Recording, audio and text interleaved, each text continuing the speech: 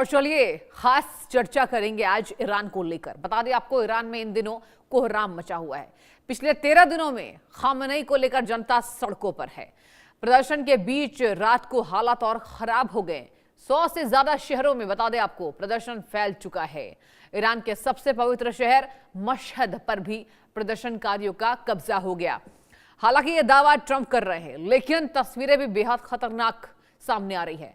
Mashhad की आबादी करीब 40 लाख है। यह शहर तुर्कमेनिस्तान और अफगानिस्तान की सीमा के पास स्थित है। जानकारी आगे आ रही है, मशहद पर कब्जे की बात यह संकेत दे रही है कि अब ईरान खामेनेई के चंगुल से निकलना चाहता है, निकलता जा रहा है। अब तक 217 प्रदर्शनकारियों की मौत हो चुकी है। वहीं प्रदर्शनकारियों को ट्रंप का खुला समर्थन मिल रहा है। ट्रंप ने बयान देते हुए कहा है कि अगर ईरान में प्रदर्शनकारियों पर गोली चलाई तो गोली का जवाब गोली से मिलेगा। ऐसे में बड़ा सवाल यह है दर्शकों कि मशहद पर कब्जा मतलब खामेनेई की ताकत कम हो गई है, क्योंकि खामेनेई ईरान में धार्मिक और सुप्रीम लीडर माने जाते हैं। इसी मुद्दे पर हम खास मेहमानों के साथ आज करेंगे विशेष चर्चा। तो देखिए, यहां पर लगातार ईरान में स्थिति गहराती जा रही है। बता दें आपको, ईरान में यहां पर अमेरिका ने पूरा कब्जा कर लिया है। और चलिए खास चर्चा में मैं बहुत स्वागत करना चाहूंगी सूफी सफूला कादरी जी का, अध्यक्ष हैं, और इसके साथ आजम फाउंडेशन के ग्रुप कैप्टन यूके देवनाथ जी भी डिफेंस एक्सपर्ट के तौर पर हमसे जुड़ चुके हैं। सबसे पहले मैं रुख करूंगी देवनाथ जी का। सर, ये बताइए, अभी जो विषम परिस्थितियां सामने आ रही हैं, क्या हम एक खतरा माने? देखिए, चर्चाएं तो सर तेज हैं। थर्ड वर्ल्ड वॉर, कोई कह रहा है केवल डरावना है, केवल चेतावनी देने के लिए है, लेकिन अगर हम सर इस पर चर्चा करें तो क्या एक खास संदेश ये दे रहा है? क्या कहेंगे आज? इसमें कोई शक नहीं है कि ईरान में अभी स्थिति बहुत ही नाजुक है। आंतरिक स्थिति बहुत ही भयंकर है। अलग अलग शहरों में प्रदर्शन हो रहे हैं। आम आवाम बहुत नाराज है। शायद बेरोजगारी, बढ़ती हुई महंगाई और महिलाएं जो हैं, खासतौर से पढ़ी लिखी महिलाएं जो हैं, वो महिलाओं का जो दमन चक्र है वहां पर, कि बुर्का पहनो, हिजाब पहनो, हिजाब ठीक से पहनो, सामने के बाल नजर न जाए, इससे काफी परेशान है। बड़ी संख्या में जो प्रदर्शनकारी सड़क पर हैं, इनमें बुद्धिजीवी वर्ग भी है, पढ़ा लिखा तबका है। अब समाज का ऊपरी वर्ग यानी हायर क्लास और हायर मिडिल क्लास के लोग शामिल हैं। Doctors, engineers, chartered accountant. ये याद रखना पड़ेगा कि ईरान में करीबन एक बहुत बड़ी आबादी है, 40% आबादी है ऐसी, जो कि शाह ईरान के टाइम में टीनेजर्स थे। तो वो 1979 के पहले जो टीनेजर्स थे, वो उस समय को भूल नहीं पाए हैं, जब वो पश्चिमी सभ्यता को क्या कहें, एंजॉय करते थे। वो पढ़ाई लिखाई के लिए, नौकरी के लिए यूरोप जाते थे, अमेरिका जाते थे। आज भी ईरान में काफी बड़ा एक तबका है, जेनजी कह सकते हैं ईरान का, जो कि पश्चिमी सभ्यता में यकीन करता है, पढ़ाई लिखाई और नौकरी के लिए अमेरिका जाना चाहता है, यूरोप जाना चाहता है। ये सब लोग सड़कों पर आ गए हैं। इसको बाहरी ताकतें मदद कर रही हैं, जाहिर बात है बाहर से भी इन लोगों को समर्थन मिल रहा है। जी ठीक है, एक बार मैं जानना चाहूंगी सूफी सफूला कादरी जी के पास, अध्यक्ष हैं गौसे आजम फाउंडेशन के।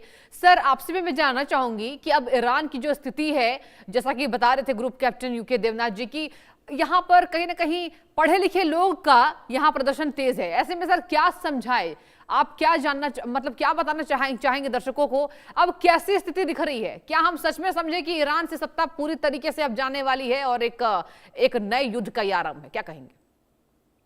महंगाई ने जब सब्र की आखिरी दीवार तोड़ी, जी, महंगाई ने जब सब्र की आखिरी दीवार तोड़ी, सत्ता को याद आया खामोशी भी बोलती है जोर से थोड़ी। बिल्कुल, सत्ता भी बोलती है, सत्ता को याद आया खामोशी भी बोलती है जोर से थोड़ी। जी, तो जो अभी मशहद का जो मसला चल रहा है, ईरान का जो मसला चल रहा है, किसी भी मुल्क के आंतरिक मामलों में दखल देना ये हमारा सेवा नहीं है, लेकिन हक बात बोलना भी हमारा एक सेवा है, यानी तरीका है। बिल्कुल सच बात तो ये है मैम कि जहां जहां जिस जिस देश में, वो चाहे ईरान हो, चाहे श्रीलंका के बारे में आपने सुना होगा, आपने बांग्लादेश वगैरह वगैरह, जहां भी महंगाई बढ़ी जनता सड़कों पे आ गई। क्यों? क्योंकि रोटी की कीमत बढ़ी तो लोग रास्ते पर आ गए। जी। रोटी की कीमत बढ़ी तो लोग रास्ते पर आ गए। जब पेट ने सवाल किया तख्त हिलने लग गए। जब पेट ने सवाल किया तख्त हिलने लग गए। और आज मैं आपके चैनल से सीधे तौर से ये कहना चाहूंगा कि जिस मुल्क में सत्ताधारी लोग हैं, जिस मुल्क में सत्ता पे काबिज लोग हैं, वो जनता जनार्दन के दिए हुए वोटों की वजह से हैं। बिल्कुल। जनता का ख्याल रखना हर तरीके से इन पर लाजिम है, जरूरी है, अनिवार्य है। अगर ये जनता का ख्याल नहीं रखेंगे, महंगाई का, बेरोजगारी को दूर नहीं करेंगे, शिक्षा पर ध्यान नहीं देंगे, एजुकेशन को सस्ता नहीं करेंगे, स्वास्थ्य विभाग में जो है दवाइयां वगैरह या मेडिकल जो है उसको सस्ती नहीं करेंगे वगैरह, तो सत्ता को बदलने में जनता को तनिक भी देर नहीं लगती। ये जनता की अपनी ताकत है। राजा महाराजा चले गए, बड़े बड़े नवाब चले गए, लेकिन जब जनता सड़कों पे उतर जाती है तो बड़े बड़े तख्त हिल जाते हैं। तो ईरान को ये चाहिए पहली फुर्सत में कि अपने देश से जो महंगाई है उसे कम से कम किया जाए, ताकि वहां प्रदर्शनकारी जो प्रदर्शन कर रहे हैं वो इस प्रदर्शन से रुक जाए और वहां जो मौतें हुई हैं वो मौतों की संख्या आगे ना बढ़े। ठीक है, मतलब जो मौतों की संख्या है वो आगे ना बढ़े, इसको लेकर आपका ये कहना है सर कि कहीं ना कहीं अब जो स्थितियां हैं वो सुधरती नजर आ सकती है। एक बार मैं लौटना चाहूंगी देवनाथ जी के पास, जो रिटायर्ड डिफेंस एक्सपर्ट है, ग्रुप कैप्टन यूके है। बताइए सर, अगर हम बात करें तो नेतृत्व किसका? देखिए चर्चाएं तो तेज हैं, कहा जा रहा है कि खामनेई के खिलाफ कई ऐसे नेता हैं जिनका नाम सामने नहीं आ रहा है। एक बार मैं आपसे समझना चाहूंगी सर, आप किसको नेतृत्व अभी मान रहे हैं? मतलब असली नेतृत्व इस प्रदर्शन का कौन करता नजर आ रहा है? देखिए सृष्टि, अभी तक इस नेतृत्व में किसी एक बड़े नेता का नाम नहीं आया। ज्यादातर जगह ही शहरों में ये एक स्पॉन्टेनियस आउटबर्स्ट नजर आ रहा है कि लोग सड़कों पर पिछले 2 हफ्ते से हैं।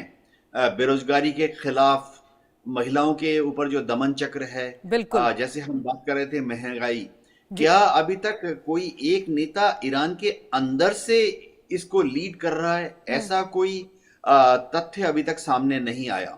लेकिन जाहिर बात है कि विदेश में शाह ऑफ ईरान जो थे 1979 के पहले, उनके जो बेटे हैं रिजा पहलवी, उनका नाम विदेशों से उछाला जा रहा है।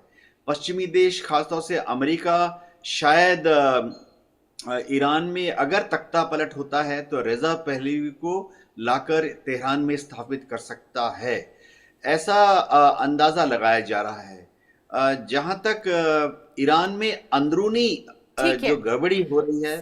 सर मैं आपसे रिक्वेस्ट करना चाहूंगा, आप दोनों से आप बने रही चर्चा में। एक खास खबर का हम रुख करेंगे जहां आम आदमी पार्टी प्रेस कॉन्फ्रेंस करी। आइए